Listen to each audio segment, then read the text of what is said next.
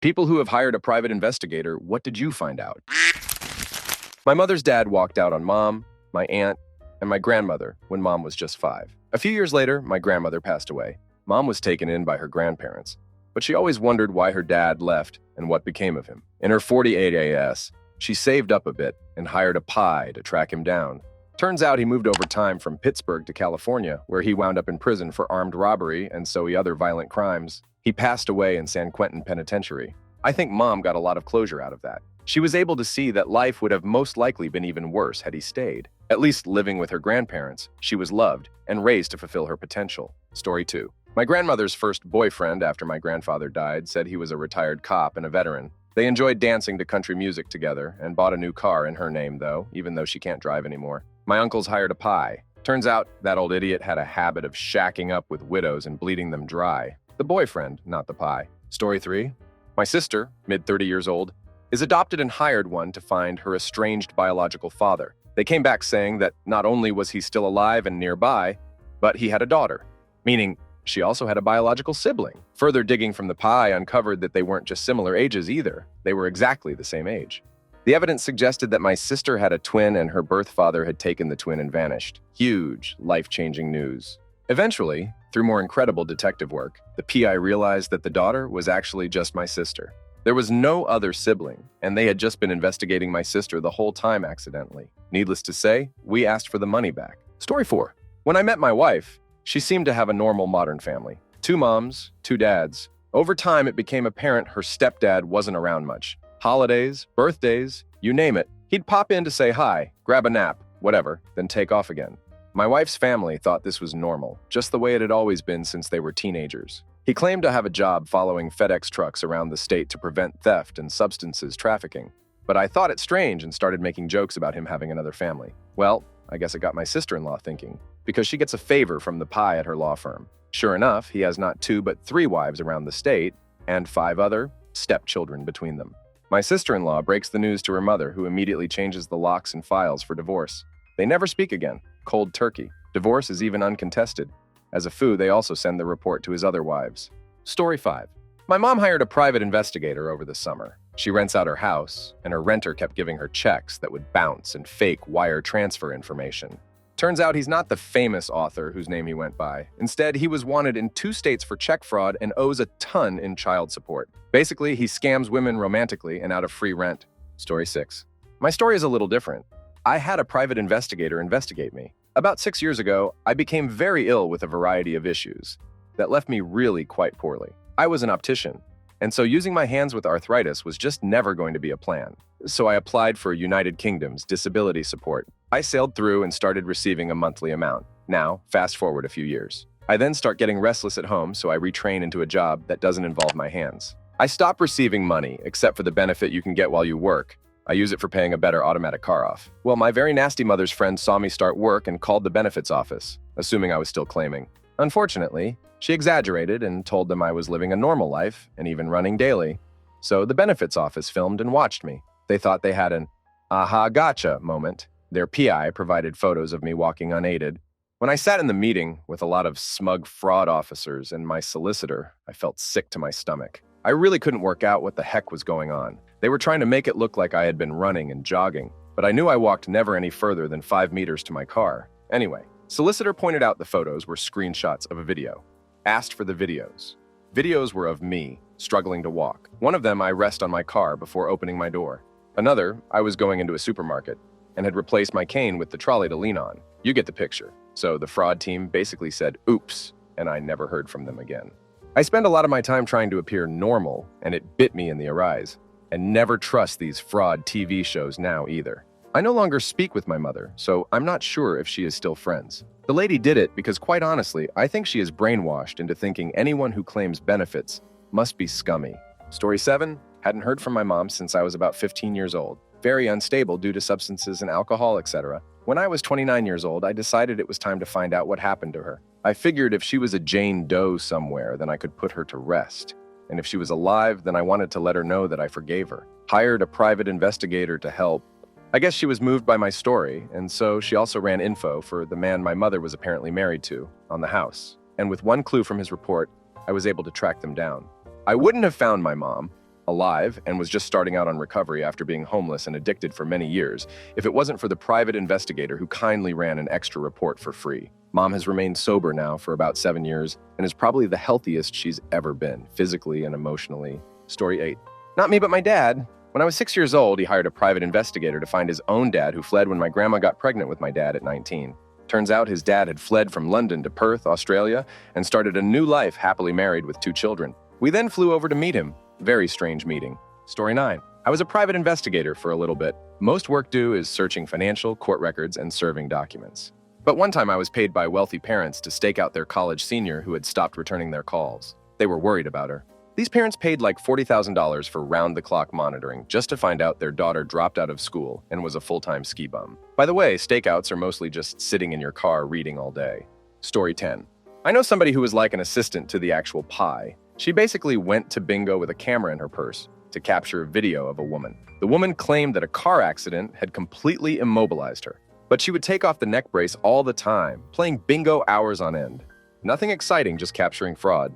Story 11. I had a girlfriend that worked for one for a while. She said that the majority of their work was insurance scams. She took a lot of pictures of guys who said they were hurt on the job playing golf and surfing and such.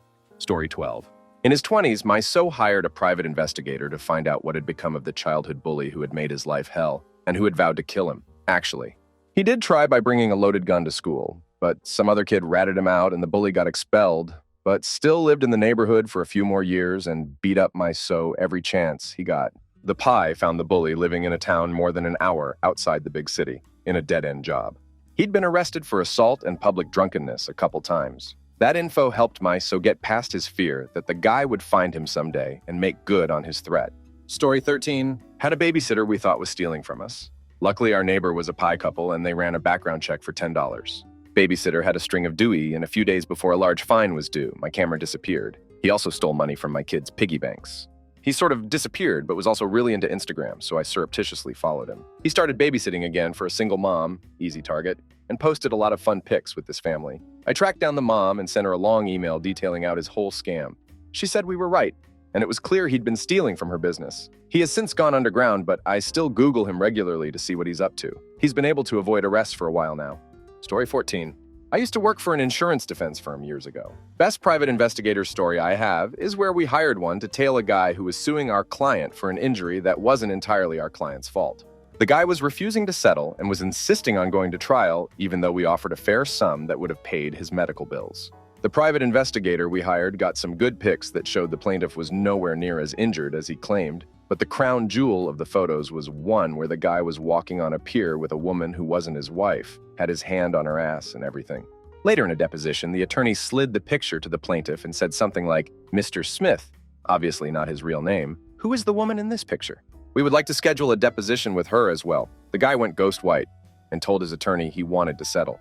At least he was smart enough to realize that if his wife found out the other woman was going to be deposed, he was going to have to get a family law attorney as well, because the divorce papers would soon follow. No, this is not technically blackmail. Our firm had the private investigator follow him to see if he was faking his injuries, which is standard operating procedure, not to see if he was cheating on his wife. We had no idea he was doing that. The fact the woman in the picture was his mistress was irrelevant. The attorney would have asked for the person's contact info, even if she were just a friend, coworker, cousin, or whatever.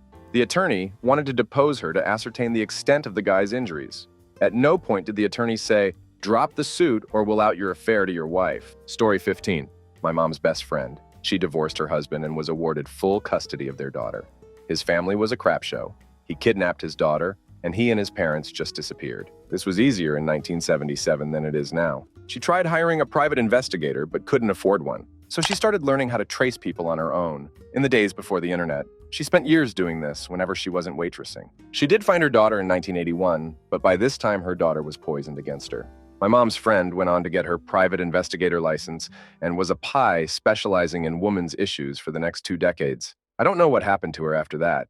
If she's alive, she would be in her 80s, I think. Story 16. Been trying to find my brother, who my family and I haven't seen in over 10 years. I did some digging myself and found an address. My mom hired a private investigator and they ended up with the same address I found. Story 17. Not a private investigator and haven't hired one, but I used to work in the office of a pie firm that specializes in insurance fraud. I would edit and sometimes write surveillance and background investigation reports that we passed along to our clients, mostly lawyers and insurance companies. One thing that never failed to surprise me: an astounding number of people who claim to suffer devastating disabilities regularly post pictures, videos of themselves running marathons and building decks in their yards. I'm comfortable saying that in at least half of the cases I handled over 2 years, our clients flagged their claimants as fraudulent because of social media. Disgruntled exes are another significant source of tips. To give an example of one of the more remarkable instances in which social media saved a case. It's summer, and on the day of surveillance, our investigator sees the claimant and his family loading their car with beach stuff. The claimant drives for a couple of hours before the investigator eventually loses sight of the vehicle. Side note, tailing someone in a vehicle without one, arousing suspicion or two, losing the vehicle is hard. The investigator, being way too far from his own home to drive home, checks into a motel. The next morning, he checks his phone and finds that the claimant checked in at a water park on Facebook. Investigator makes a pit stop to buy some swim trunks and a beach towel, drives to the water park, and gets hours of covert footage of the claimant swimming in a wave pool, going down water slides, picking up and putting down his kids, and generally doing a whole lot of things you probably shouldn't be able to do with a serious spine injury. Story 18. On the other end of the pie spectrum, I was in a bad car accident 13 years ago. I was rear-ended at a red light by a lady going 45 years old. Most of my injuries were soft tissue damage, minus the temporomandibular joint. Fast forward 8 years. Finally had my court day to see if I'd get $90,000 in damages. They show camera footage from 4 years prior covering 3 whopping days of me pushing a grocery cart, carrying groceries, and talking on the phone. Apparently that's enough to determine that you're fine. Present day. Every morning my hands go numb. It takes 3 days to clean one room. I can't braid my hair. Various other numerous tasks that take me way longer than any other normal 41-year-old. Sometimes you have to do things because you still want to feel normal, not like you're a 90-year-old woman. Story 19. My good friend was only raised by her mom growing up, who would always tell her that her father had walked out on them when she was a baby and that he had never wanted anything to do with her. My friend took it really hard and struggled through her entire childhood believing in that. But then a couple of years ago, she hired a private investigator to see if they could find him again. Well, they did. And it turned out what her mother told her was a lie. Her dad is seriously one of the sweetest and soft-hearted guys I've ever met. He left because my friend's mom forced him out when he uncovered her infidelity. I guess he wasn't actually her dad because her mom cheated on him while they were together. But he loved her like she was his own and has only avoided contacting her because her mom convinced him he legally has no rights to her child. And, even worse, she threatened to accuse him of abuse my friend when she was a baby if he reached out anyway. Thankfully, my friend is an adult now and has moved out from her mom's house, and she can have the relationship with her dad that she always wanted. It just sucks that she had to go through the effort of hiring a private investigator to achieve that. Story 20. My dad hired a private investigator in the mid-90s in Eastern Europe to find out if one of his business partners was stealing from him. Instead, he found out his own brother was stealing from him. He refused to believe the private investigator and his brother robbed him blind, took a huge amount of money, and left him with gigantic debt. He still forgave him. Story 21. Not mine specifically, but my mother hired one to spy on the school. See, my little brother is dyslexic and has severe social anxiety, and so was struggling a lot in a public school setting. He had an individualized education plan, which the teachers and principal were insisting was being followed. But every day my brother would come home in tears shaking because he felt abandoned and stupid. So Mom hired the investigator, and sure enough, the teachers were basically just ignoring my brother. They'd sit him in the back of the room and demand he do his work, then wouldn't help him through it. Then they'd yell at him because he didn't do it. Again, he couldn't write because of the dyslexia. With all the evidence, my mom was able to arrange a meeting with the school board and threatened to sue. They agreed to pay his tuition for a private school that was supposed to help. It didn't, and Mom ended up just pulling him out and homeschooling him. He's been doing a lot better. Story 22. My work requires us to hire a private investigator to investigate injury claims. We had this high schooler claiming a head injury so severe that he basically couldn't live a normal life. Specifically, he had an issue with bright lights. Couldn't stare at a computer or TV long, etc. Our private investigator caught him on several occasions at the movies, arcade, basketball games, etc. So basically, he was making a fraudulent claim. Story 23. Not me, but my dad. My mom's an escort. I could have told him myself, but I didn't want to hurt his feelings, and he wanted hard evidence anyway. I had his back twice by telling the guys that she was married and that we all still lived together. Pretty entertaining breakups were my immediate reward. Not having to go with her to watch her date guys behind my dad's back was my long-term reward. Turns out, Dad doesn't have any bio children. Story 24. Not me, but a friend hired one because he was suspicious his stepdad was being unfaithful to his mom. So he asked me, and I put him in contact with a guy I knew. Bit of a backstory. The stepdad is 5 feet 10 inches, 160 pounds. My friend is 6 feet 2 inches, 235 pounds. Ripped. At 15 years old, when my friend's mom and stepdad started dating, my friend gave the typical, "You hurt her, you're dead" speech. Also, his bio dad walked out on him and his sister when my friend was like 4 years old. It took a while, but my friend warmed up to the guy and he's a good guy. Anyways, the private investigator said he wasn't cheating. Apparently, there was a house on the market that my friend's mom wanted, and he bought it. He had been remodeling it for some time and he kept it a secret. As a 5-year anniversary gift to her, he bought it. Anyways, they live in a 5-bed house now. Story 25. My dad was cheating on my mom with 2 different old men. Both of them don't know about the other one. He says he isn't gay or anything. He's doing it for the money. He told us that he's in their wills and everything and that they're just friends. I don't believe it. How do you end up in a friend's will? There's definitely something else going on, but he won't admit it. My mom calls him el buitre as a code word for him. It means the vulture in Spanish. Story 26. I was the recipient of a pie. I came home from work one day, and my BF asked to have my engagement ring as he wanted to take it to be professionally cleaned. The second he handed it over, he accused me of cheating on him. The conversation went back and forth for ages. I was beside myself. I couldn't believe what he was saying, and he would not believe I was innocent. He then told me he'd had me followed for 6 weeks by a pie who had seen me get into a red Mini. It was a girl I knew giving me a lift to work, but he would not believe me. I knew then it was over and packed my things and left. I told him to get in touch with the pie and have another look at this so-called evidence that I was cheating. An hour later, he turns up at where I was staying, begging to have me back. He'd realized his mistake. There was no way I was going to get back with someone who would behave that way, though, so we parted ways. Story 27. My boyfriend's family hired a private investigator to do some covert genealogy because they're white, but all have thick, wiry hair that only black hairdressers can handle. And because there are things older folks in these parts just don't talk about. Turns out there's a fair amount of Lumbee Indian, a community founded by disenfranchised Native Americans and escaped slaves back in the day, in boyfriend's family, which explains the hair. Story 28. Back in the 90s, my dad had a friend who owned a Renault Clio Williams, and one day someone stole his car. The car was located in Athens. So after reporting the event to the police, he really wanted to get his car back because it was expensive, and he hired a private investigator to find his car. After like a week, he received a call from the investigator, telling him that his car was located at a junkyard outside of Thessaloniki. So he went at Thessaloniki and found his car. So he rushed inside a police station to inform them that his car is located at X location. The officer told him not to mess with the owner of the junkyard. This junkyard was known for stealing cars, etc., and hope he will get his money back from insurance. Story 29. I had one hired against me, and they found out everything. Tattoos that aren't visible normally, the address I lived at in a different country, medical records from an accident that happened 6 years prior, so many random things that aren't publicly available. Story 30. I used to work for an insurance company that handled injury claims. More often than not, the investigator would find nothing, or would give us a lot of video showing that the claimant was indeed injured. We would then bury the video, of course. There are, on occasion, people who are exaggerating their injuries, but they are by far the minority. The few cases where that does happen has a way of placing unfair suspicion on the legitimately injured people.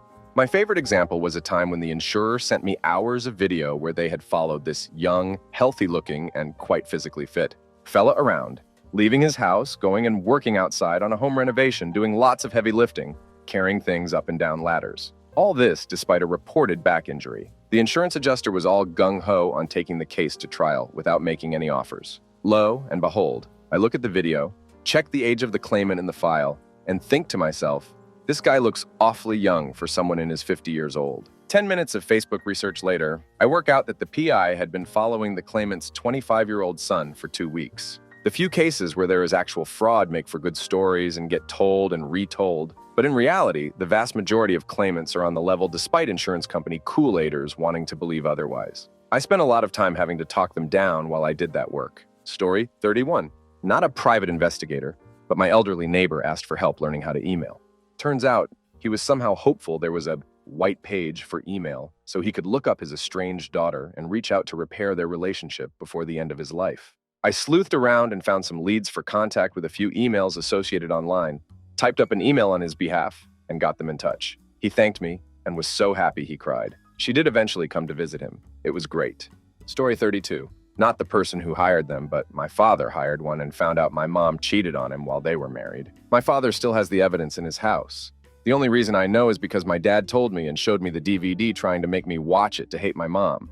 Story 33. My dad got my mom pregnant when she was young. Her dad forcibly put the child up for adoption. Nobody ever talked about it, but I found out about it because my dad became an alcoholic who would black out and talk about what was bothering him. He couldn't take the losses of his oldest son, my mom who cheated on him, and the death of my sister.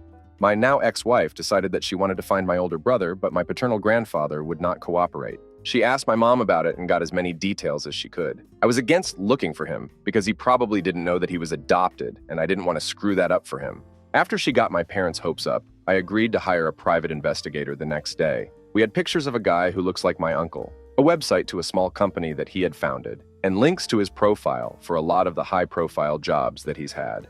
We found out that he had been adopted by a college professor at what I would call the Harvard of the Midwest. The guy had a good life, much better than he would have had. I gathered the private investigator report, pictures of his biological family, and some medical information that might be of use, and I sent him a package via certified mail. He never responded. Years later, I found out that he was divorced around that same time, so I thought that maybe his ex didn't give him the information. I joined FaceSpace just to find him. He was there with pics, so I knew that it was the same guy. I sent him a PM stating who I am, why I was contacting him, and why he had been put up for adoption. I added the request that he would at least tell me to go out or something, so that I would have some kind of closure for my parents. His page went private and I never heard from him. My mom died a few years ago. She was glad to know that he was well and successful, but never got to meet him. My dad is doing very well now, but I know that it still eats away at him. Story 34. A private investigator tried to contact me about my father a few years ago. She was extremely rude and pushy, and intimidated my sweet mother by showing her a pistol she wore on her waistband. She called me once, yelling at me about why I was hiding from her, calling me my father's name. Took her 5 minutes to stop talking long enough for me to explain who I was. Warned her that if she ever threatened my mother again, I was just as armed, and I'd call an actual police officer to calm her ass down. She never bothered us again. Story 35. My uncle disappeared without a trace in the 1990s, about a year after his daughter was kidnapped, and she passed away. We hired a private investigator to track him down, and the pie found next to nothing.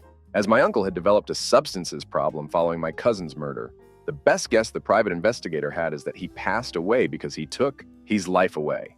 Imagine my family's surprise 2 decades later when my uncle calls my mother, who is his only sibling. My grandfather had been on his deathbed for a month, and somehow the uncle found out. He arrived to make a show of paying his respects in an attempt to get money out of his parents. When it was clear he wasn't getting anything, he took off once again. He never gave us a real or detailed explanation of why he left, where he'd been, and what he'd been doing. He left no address or telephone number and made no attempts to remain in contact. The private investigator we hired must have been a crafty one. That, or my uncle, really knows how to disappear. Story 36. So our local radio station has this charity fund thing called Good Morning Angels, and they donate money to people in need every day. Normally, $2,000 every day to different people. A few weeks ago, a woman came on and said that she had a disabled child in a wheelchair and an older child now in her 20 years old. Apparently, the father was abused both the children until he went to another country for money, so the listeners didn't believe the story, and the radio station decided to hire a private investigator to find out the real story. The private investigator went to the country where the father was, and the father didn't hesitate or hold any info back, long story short, after lie detector tests. And everything the mother was using her disabled child, and the story that the father abuses the children, which he did not, to get money while the father was still sending them $3,000 every month from where he was. The father has now decided to divorce the mother, but I do not know what is going to happen with regarding the law. Story 37. My abusive ex-husband dodged restraining order service for over a year. He also broke into my home nightly, stood over while I slept, and always got away before the police rolled up. He had been arrested 3 times for beating me before this. I had filed for divorce and a restraining order. I hired a private investigator as that could never catch him. The private investigator informed the bail bondsman of his location, so his bail was revoked. I ended up with a 10-year restraining order, worth every penny. Story 38. I have a story about private investigators doing a hilariously crap job. So, years ago, my brother injured his back at work because of his employer's unsafe work practices. During the ensuing suit, my brother's lawyer was given a folder full of documents from the employer's team. Turns out, they had hired a private investigator to investigate my brother to prove that his injury was faked. Well, unfortunately, the private investigator had been taking pictures of me, operating an ATV loader-mounted leaf hopper. My brother walked into the court hearing and watched the color drain from the opposing lawyers' faces when he introduced himself, looking nothing like me. Story 39. My oldest niece's dad married a woman who was controlling. She ended up convincing him to take my sister to court for full custody of my niece.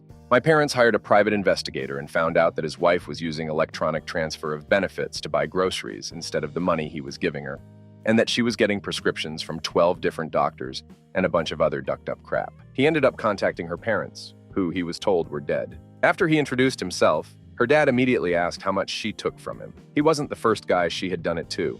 She also wasn't using her real name. He ended up divorcing her, and she's currently doing time in prison for a handful of charges. Story 40. My mother did because her biological father admitted to cheating on my grandmother while they were married. When my great-grandfather passed away, my mother's biological dad's father, my mother and her two known half-sisters didn't get as much inheritance as they had expected. The will explicitly said to my grandchildren, however, the lawyer couldn't tell them who the other grandchildren was.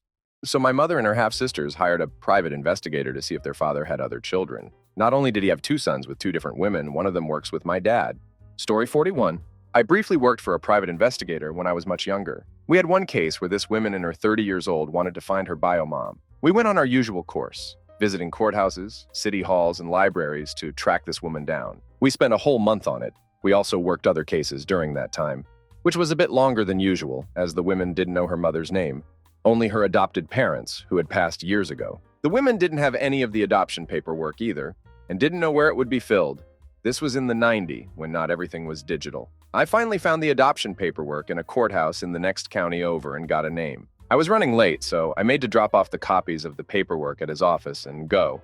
But the guy stopped me before I could leave. He was all excited by the mother's name. It's his wife, and his wife who'd given up a baby for adoption 30-something years ago. He called his wife, who dug up her copies of the addition paperwork from back when, and sure enough, it's a match. We called the client, who didn't answer, then went and picked up his wife and drove to the client's home. She's on the phone with her adopted sister, talking about our effort.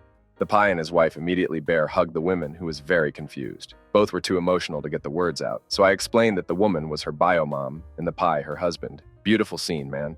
That memory is one of the things that's kept me from turning bitter over the years.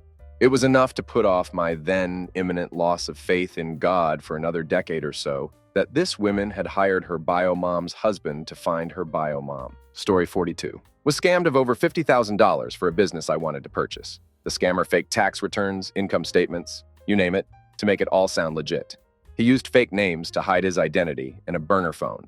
I contacted my bank and told them what happened, and they told me, tough crap, even though it was a wire transfer and I had proof of everything. I talked to a few of my police officer friends, and they said it was out of their jurisdiction, and there wasn't really anything they could do. I emailed the Attorney General for my state, and he said he couldn't do anything because it's more than likely over state lines, so I needed to contact the U.S. Attorney General. I called the usage assistant, and she told me I needed to talk to the FBI, but I would more than likely not get my money back. I called the FBI, and they said I needed to file, but I would more than likely not hear anything about this. I posted online on a business group on Facebook and found an additional 7 people that were also scammed from the same person. One of them had audio recordings of their phone calls. Total was over $300,000. I hire an attorney to help me out and back me up legally. He said I needed to hire a Pi to find this person. I posted online on a business group on Facebook and found an additional 7 people that were also scammed from the same person. One of them had audio recordings of their phone calls. Total scammed from just us 8 was over $300,000. The private investigator starts doing their thing. Within 48 hours, they are able to find who he is and provide me with phone numbers, addresses, business names, you name it. I give all the information to my attorney and share it with the other 7 people. I looked up the guy's name online, and he went to prison 20 years ago for doing the same scam. Himself and 11 other individuals are in a mafia and scammed $6 million in 2 years. And the ringleader committed 6 counts of arson. My attorney got in contact with the scammer's attorney, and as of last week, I am receiving all my money back, and so are the other 7 individuals. I'm truly disappointed at the fact not one United States government agency seemed to give a crap about any of this. Story 43. I found the description of a car that my sister was kidnapped in. Years ago, my sister was kidnapped from our home in the Northeast United States. She left a note saying she was leaving for a better life, but we didn't buy it. The note made her a runaway, so an Amber Alert announcement to everyone's cell phones of a missing couldn't be activated since it wasn't technically a kidnapping. We hired a private investigator that my uncle knew. The private investigator uncovered a string of deleted emails within 24 hours after her disappearance with the description of the car she's be picked up in from a guy we suspected could be her kidnapper. Let's call him Stan. To help paint a picture, Stan was 27 years old at the time of this incident. Should be the end right there, but it wasn't. Stan was at his home in Florida. The police went to his house, and there he was, just sitting there low-key. Turns out, Stan had hired someone to come get my sister from my home and bring her to Florida for him, all under the promise to her that they'd live an amazing life together. Stan told this man that my family abused her, and it wasn't safe for her there, all lies to squash any doubt this hired guy might have. The driver eventually spotted and was tailed by 2 undercover vehicles. They waited until he pulled over for gas to approach the vehicle, not knowing if he was armed or willing to put up a fight. I got my sister back, and after years of therapy, she's a functioning member of society with a totally cool significant other. I testified against Stan in federal court, and he was locked up 10 years ago and still resides in a federal prison in Florida. Turns out, he had coaxed my sister into trusting him for close to 2 years through an online game. Story 44.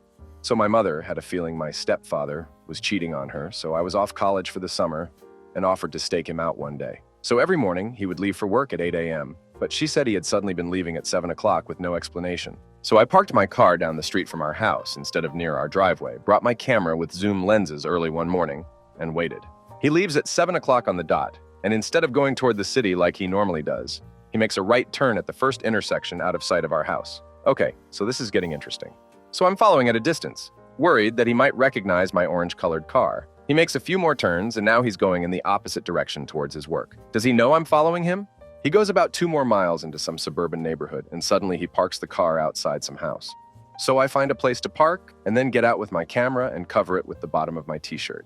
Strolling around across the street from these row houses. After about 15 minutes, he comes out of the house and is standing on the steps waiting, so I duck behind some bushes. I start taking photos. Suddenly, this woman I've never seen before comes out. I'm taking photos as the 2 of them walk down to his car, get in, and drive away. I was parked across the street further away in the other direction, and by the time I could get back to my car, they were long gone.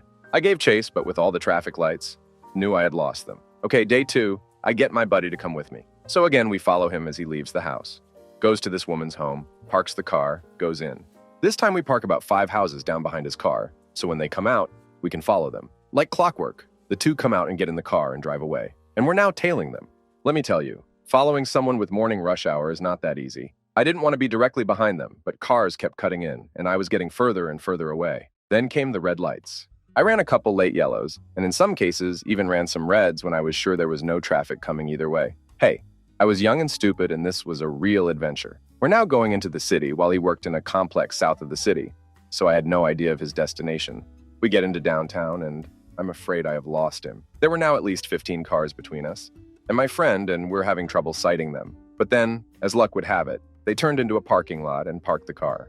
So I park illegally on the street because there were no legit parking spots. Figure I'd take my chances with any meter maids. We get out of our car and try to get as close as possible to where his car is parked in this huge parking lot, since they have not gotten out of their car.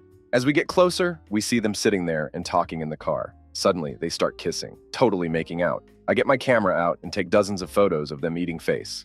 They finish, and she then gets out of the car and heads off to some office job, I presume. He starts the car up and leaves, presumably going off to work. The photos were a goldmine, and my mother's lawyer said, "Good work." Story 45? This is so weird. My mom and I were literally talking about this today. Not me, but my family hired a pie. So my grandpa had a younger brother. I'll call him John.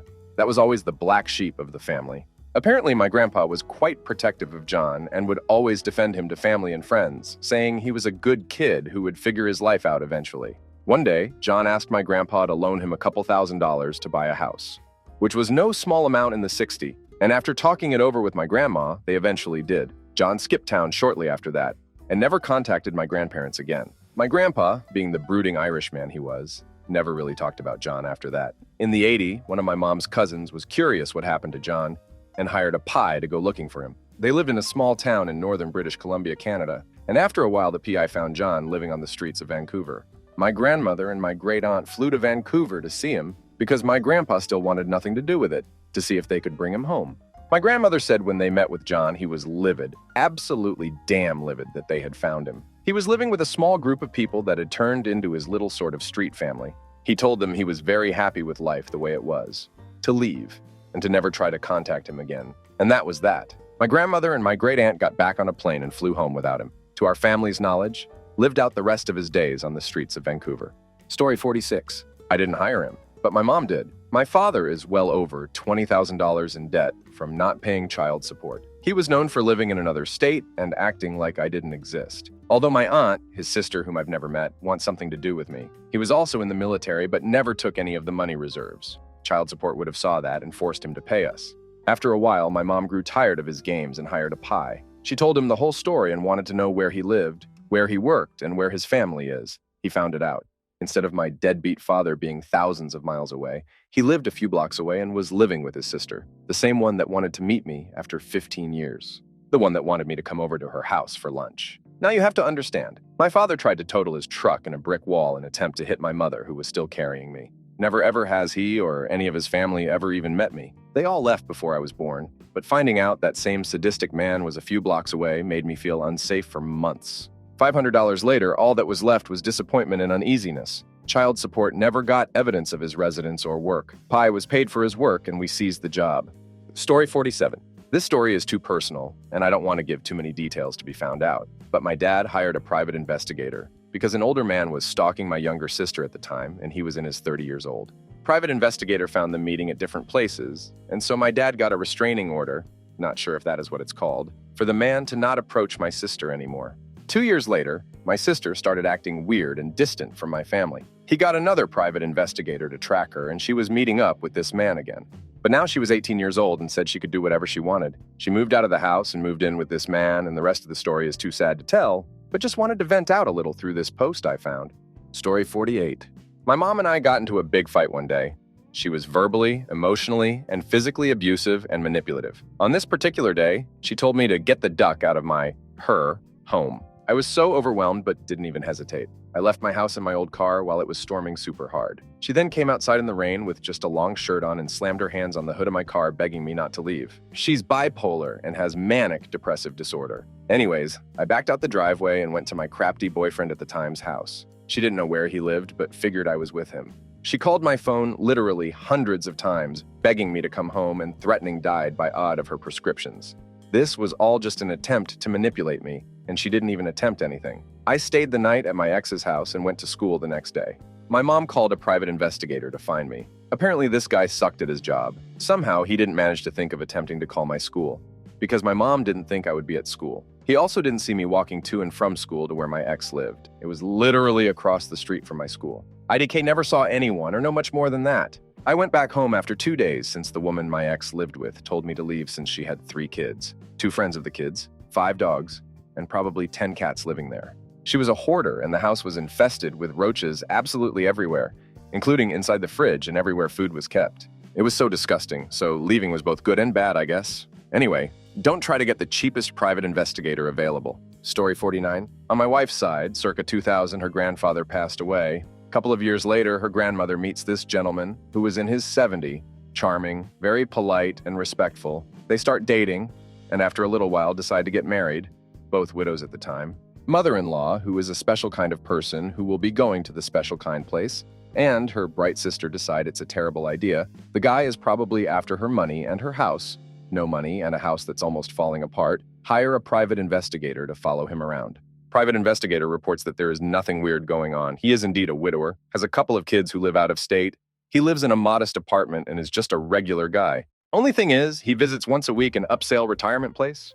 So upscale and so classy that the pie can even get into the front door. Security is super tight. Mill and Bright's sister take this information to him and demand he tell them what he does there. The gentleman tells them to pound sand. They then contact an uncle, dead father's brother, who is lawyer to get power of attorney over elderly mother, wife's grandmother. To stop her from getting married, Uncle Lawyer is like, nope, not doing that. She deserves to be happy and is of sound mind. Finally, they find a lawyer who will take the case, but he charges them a ton. Up front, of course. By this time, they have made such a mess of things and harassed this gentleman so much and made his life so miserable that he just feels it's not worth it and breaks everything with wife's grandmother. Mill and Bright sister decide to proceed with taking power of decision form their old widow mother.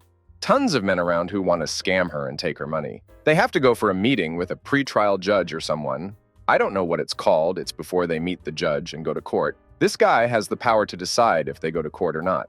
2 lawyers in suits show up representing widow grandmother and basically proceed to crush and destroy Mile and Bright sister's attorney. It was epic. Long story short, old gentleman was loaded like millions loaded. The person he was visiting in the retirement community was his 98-year-old mom. The reason the private investigator couldn't get in or find any information on it was because it was so exclusive that even retired senators and VIP of all kind of sorts retired there. They even had butlers and gourmet chefs on staff. Top of the top place. Grandmother died sometime later, broke, miserable, and pissed at her daughters. She got the last laugh at the end and left her crafty house to her son, who never got involved in his crazy sister's crap. He is an okay guy. Had the house demolished. Sold the land. Story 50. Not me, but my grandmother hired a private investigator back in the 90s to catch my granddad cheating. It uncovered he had been cheating with multiple other women, and he even has a daughter with another woman who is the same age as my mom, who is the middle child of 5. Story 51. My husband and mother-in-law hired a private investigator to find out who her biological parents were. She always knew she was adopted when she was 6 months old, and that her biological mother was a single woman that couldn't take care of her, but that's all they ever told her. The private investigator found her mother and found out that she was the product of an affair. Her biological father was a wealthy businessman in the small town she grew up in, and her mother was his secretary. He was married, and it couldn't get out that his secretary was pregnant because she was unmarried, and people in town would talk. So he sent her to a home for unwed mothers to have the baby and put her up for adoption. This was in 1942 in a small town in Arkansas, and unmarried women getting pregnant would have been big news. So she called up her biological mother and told her who she was, and her mother she was hesitant to meet her, but eventually agreed to it. Turned out she has 2 brothers and a sister, and several nieces and nephews, and they kept in touch for a few months. Then they cut ties when they found out what giant pieces of crap my mother-in-law and brother-in-law are. So yeah, my husband doesn't get to know his aunts, uncles, and cousins because of his narcissistic mom and brother. Money well spent, I guess. Story 52. My dad went through a severe psychotic state after a lot of substances taking and hired a private investigator to go after my mom because he thought he was getting cheated on. And when the investigator mentioned that there was nothing suspicious so far at the time, he hired another private investigator to go after the private investigator because he didn't believe him. That's severe paranoia. Story 53. I didn't hire one, but my crazy abusive ex did. A few months after we started dating, I felt like I was being watched and saw the same car following me. He said I was crazy. But then a year later, he was all, you know how you thought you were being followed when we first dated? You were. I hired a private investigator. He seriously thought it was so funny. I was shocked and pissed off because I wasn't doing anything untrustworthy. I asked if he found out anything, and he replied, oh yeah, they said you went shoe shopping when you told me you were grocery shopping. You were totally lying. I spent the next 2 years trying to leave the emotionally and physically abusive relationship. He threatened to burn my family's house down or hit me if I did. Finally managed to plan and execute a safe escape, but he stalked and harassed me afterwards, and I had to get a restraining order. I had the same being watched feeling, and the cops had to warn him, but he claimed hiring a private investigator wasn't a breach of a row, and he had a right to know what I was doing. He also told me he hired a PI to check up on a teacher who once laughed at him and couldn't wait until she died to piss on her grave. Story 54. My grandmother and great-grandmother had baby boys weeks apart, and my grandma loved her brother like her son. When he grew up, he got married and had a daughter. But the mom became an addict and left him with their infant daughter that we'll call Bri. So on St. Patrick's Day in SF, he goes to a bar and a drunk cop is partying, and he shoots into the air. The bullet instantly hit Grandma's brother and he passed away. Grandma sues SF Police Department, wins a boatload of money that is put in Bri's name. A few weeks later, Bri is kidnapped. Grandma hired a PI to find Bri. She looked for years and years. They never found anything useful, just that all the money was gone from the account. Fast forward over 30 years. One day, Grandma was taught how to use Facebook. You can bet the first thing she did, and she found Bri. No one could believe it. She came to live near us for a while, but you could tell she felt like she didn't fit in.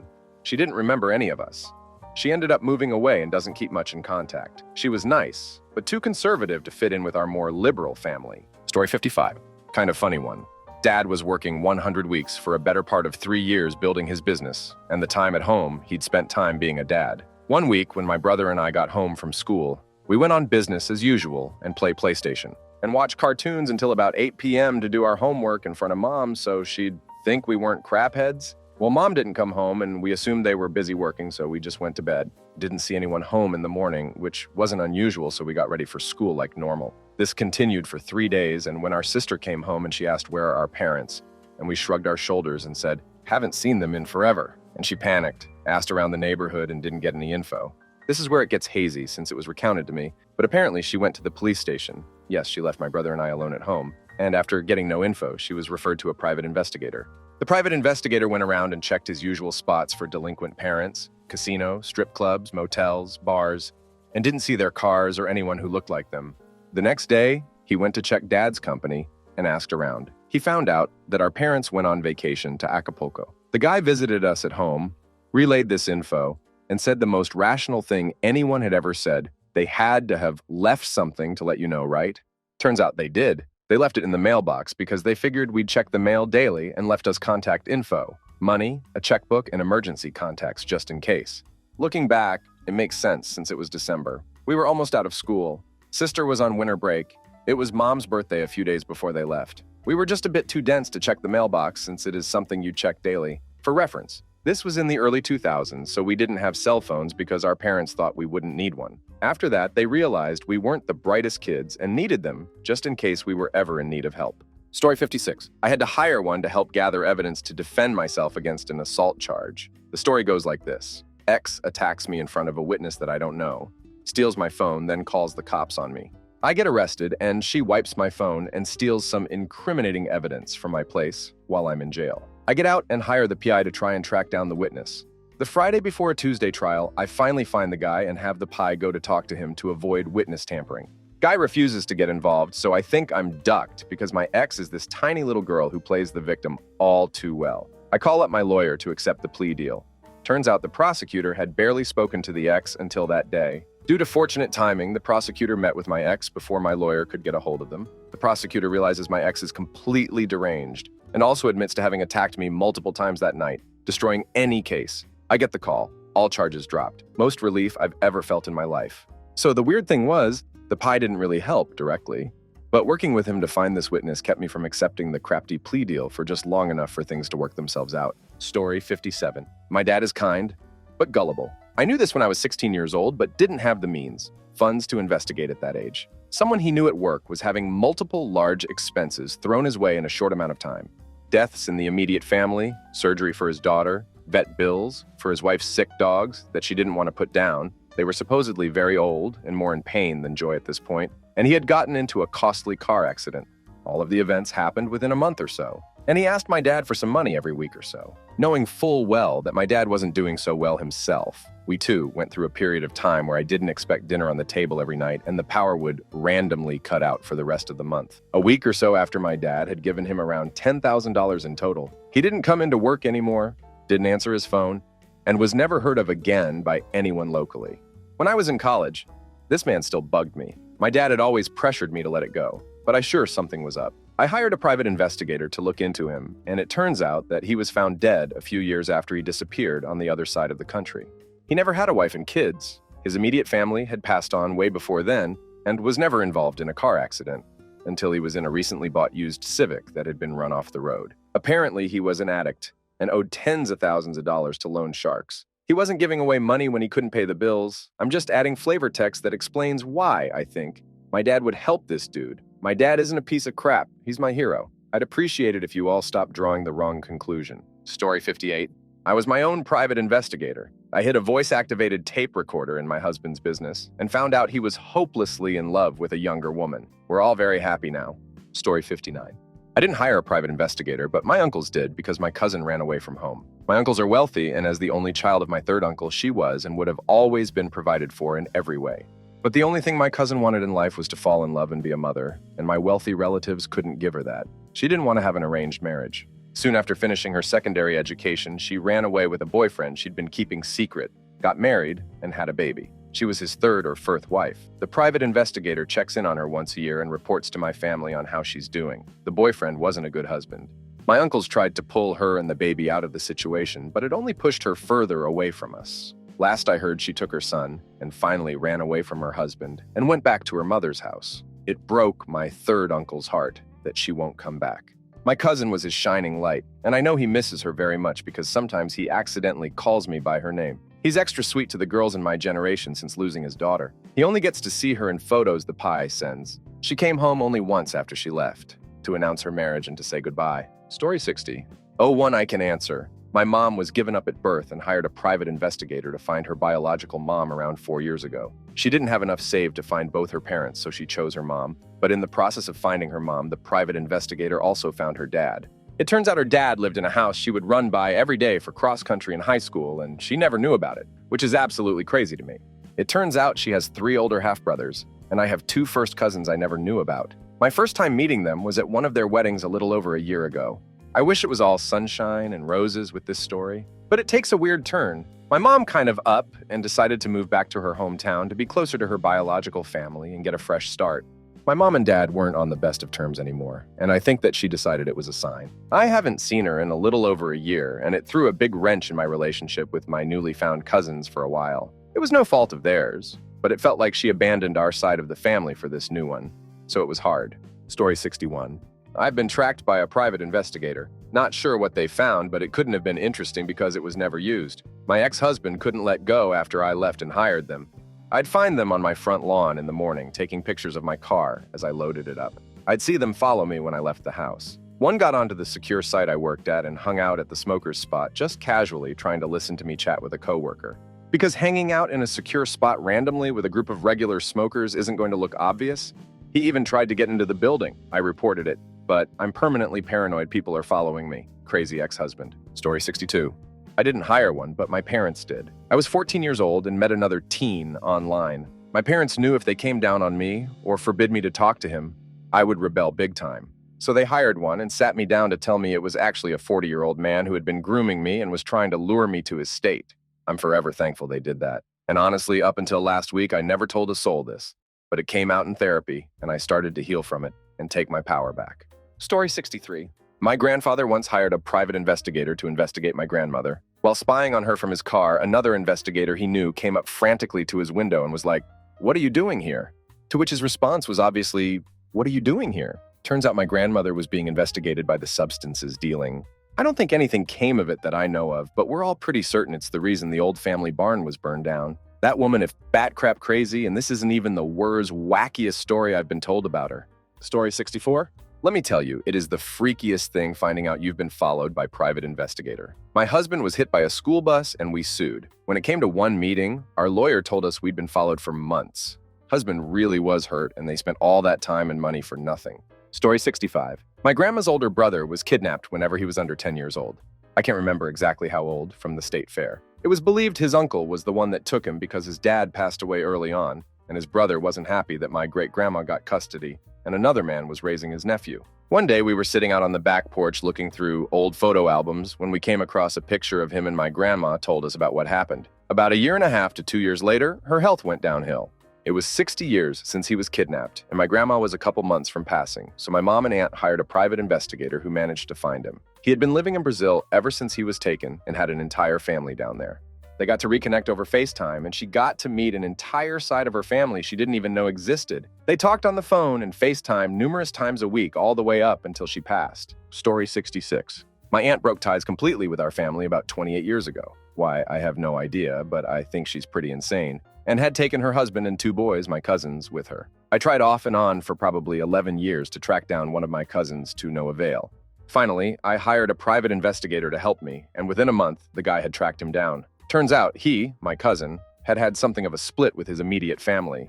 They're still in contact, but it's a very strained relationship. And the PI discovered he had legally changed his name, which is why I was having so much difficulty finding him. Once I had his new name, I was able to find him and his wife on Facebook, and I cold messaged them. It must have sounded completely bizarre to them both, but I had enough family information to convince them that 1, I was totally legit, and 2, there was more family out there.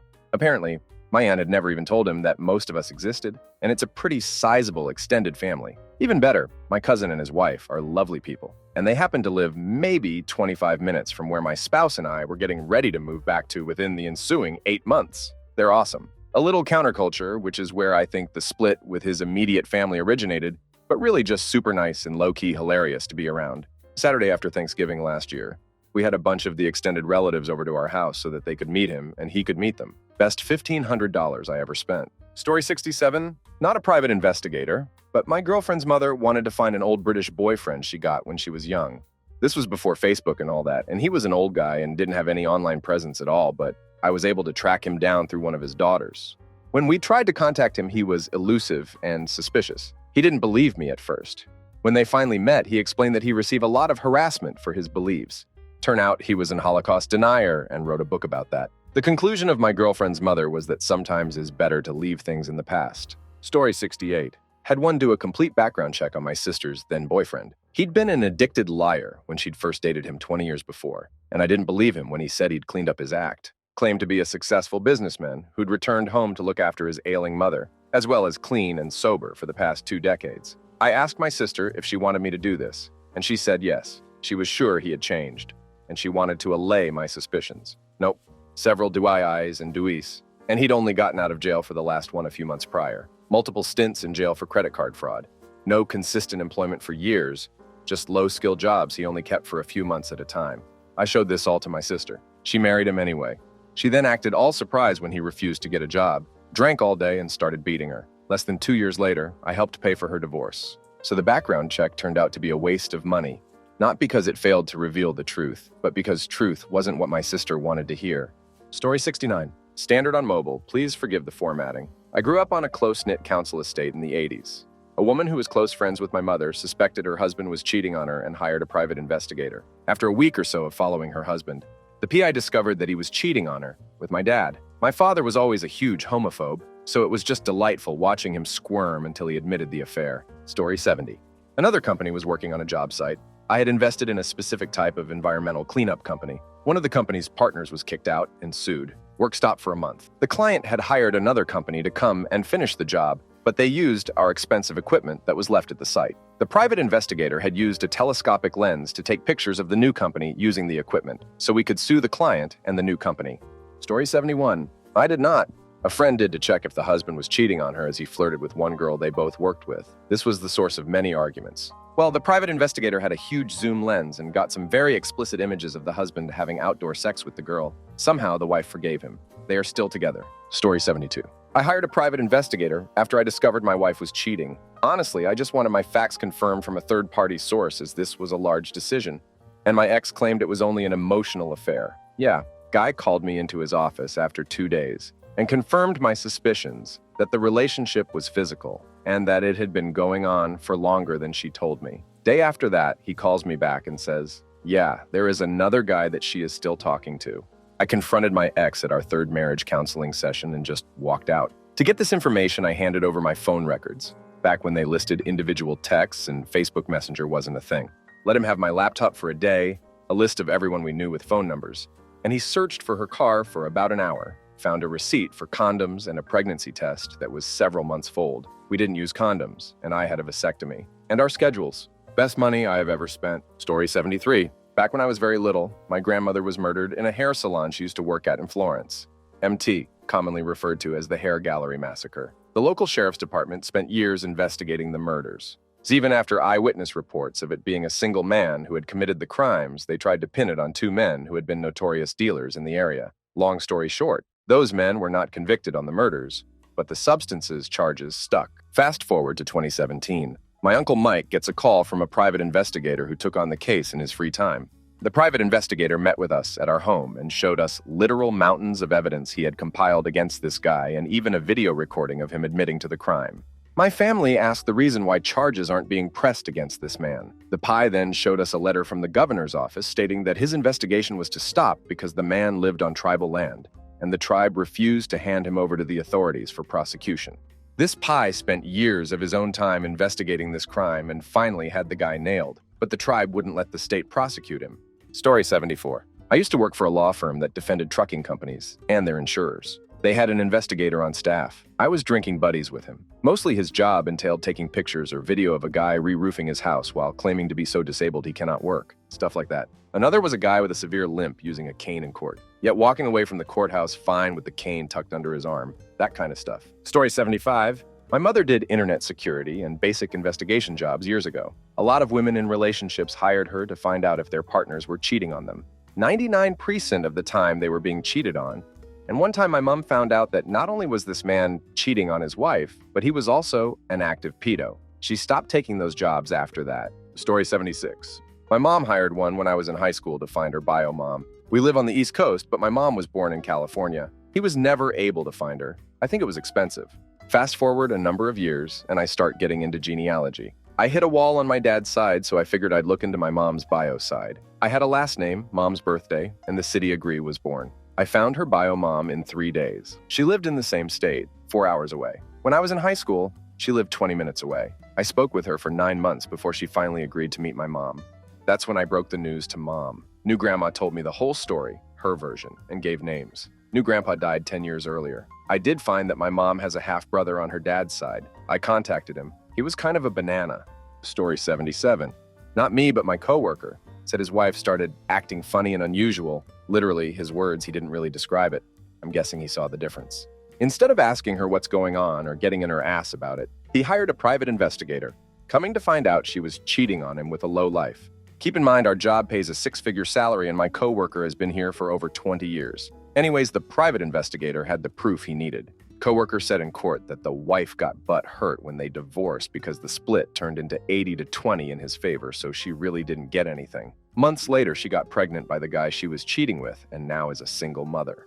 She then tried to get back into a relationship with my coworker, but it was too late and the damage was done. Luckily, he found another girl and they seemed to be doing fine. Story 78. I hired one during a custody battle. My child's father had been given supervised visitation only, for reasons that are irrelevant to the question, but essentially boil down to being a crap person, and the supervisors were supposed to be his parents. As the visits went on, I started getting concerned about if the supervision was actually happening or not.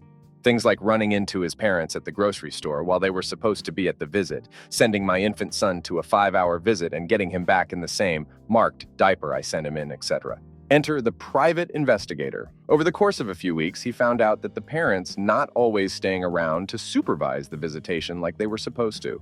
That wasn't unexpected, given my suspicions. What was unexpected was that he found out that my child's father was shacking up with some gal in a trailer park who had 2 children of her own and an alligator living in the bathtub of the only bathroom in her trailer. That was fun to talk about in court. Story 79. My parents divorced in 1969, and my brother and I moved back to the States from Japan with my dad. After several years, we lost track of my mom after she remarried. After retiring in 2017, I decided to see if I could reconnect with family in Japan. I went to Japan and managed to find where my grandparents' house was, but it was just an empty lot. Went back home not knowing what to do. 2019, I looked online for private investigators and started communicating with one via email. I gave the 50-year-old information I had without much expectation. A week later, he found an aunt and my mom. I made a quick trip back to Japan and got to see my mom after 50 years. After returning, I enrolled in a local college to start relearning Japanese at the age of 65, then pandemic hit. I'm hoping to make another trip back as soon as I can get vaccinated and Japan starts allowing incoming travel. I feel like I'm living a charmed life. Story 80. Back in the early 90s, we adopted our son from an orphanage in Bulgaria. At the same time, there was a 3-year-old girl that we fell in love with and wanted to adopt also. The orphanage director told us that they had very little information on her and no signed papers which would allow for her adoption. We hired an investigator to research her background to determine if she had any family that could sign a release. We found more than we expected. Her father was in prison. She also had a grandmother who was unaware of her and that she was in the orphanage. The grandmother asked for custody of her, it was approved, and she went to live with her grandmother. We still think of her and wonder how her life turned out. She would be in her mid-30s now, probably married with kids. Story 81. Not a private investigator, never hired a private investigator. Used to teach martial arts, and one day, 2 serious-looking people in suits came to our club to speak to my boss. Turns out, 2 of his students, a married couple, late 40, were claiming disability benefits based on a workplace accident that had happened years ago and various other physical ailments. Claimed one of them was wheelchair-bound a lot of the time, and the other had to use a cane.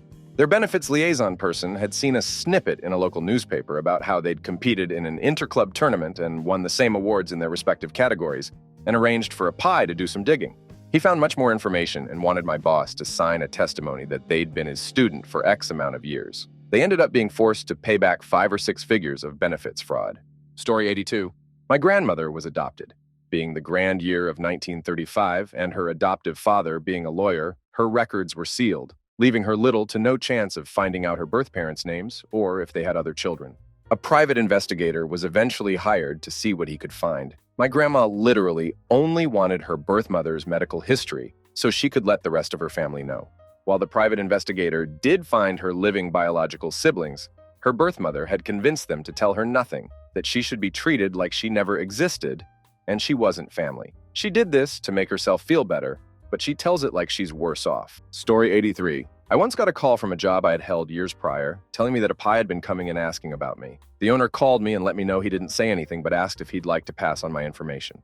I told him that I want nothing to do with that and to tell him he has no idea how to contact me. I think I know what it was about, but I was very paranoid for a good 2 years that someone was trying to track me down. Story 84. I didn't find out anything, merely confirmed that the now ex-wife was in fact sleeping with some dude from Facebook that she'd been chatting up for a few months. It's now 6 years later, and I have full physical custody of our daughter, and none of my other 3 girls willingly spend more than a couple hours with her around the holidays. $1,500 for a DVD I've never watched. Best money I ever spent. Story 85. We had a case 10 years back where we felt an employee was faking an injury. The private investigator got video footage of him getting very freaky with his wife with the curtains open. The acts that were witnessed would have been impossible since he was claiming he could not even walk without assistance. At the next court hearing, we planned to show the video in hopes of the case being dismissed. Yet when he arrived with his wife, it became evident that the woman in the video actually was not his wife. We asked for a brief recess, showed him and his attorney the video in private, and he walked back into the courtroom and dropped the lawsuit. I always wondered what he told his wife after that. Story 86. Not me personally, but I remember when I was around 25 years old, a dude that was a little bit older was playing in our flag football league. In the middle of the game, some guy on his team noticed a dude across the street taking pictures with a really long lens camera and made a joke about it. Right after that, this dude stopped playing and limped, after playing the whole game fine, straight to his car and left. We found out like 2 weeks later his huge disability claim was thrown out because he was playing football when he was supposed to be laid up in bed.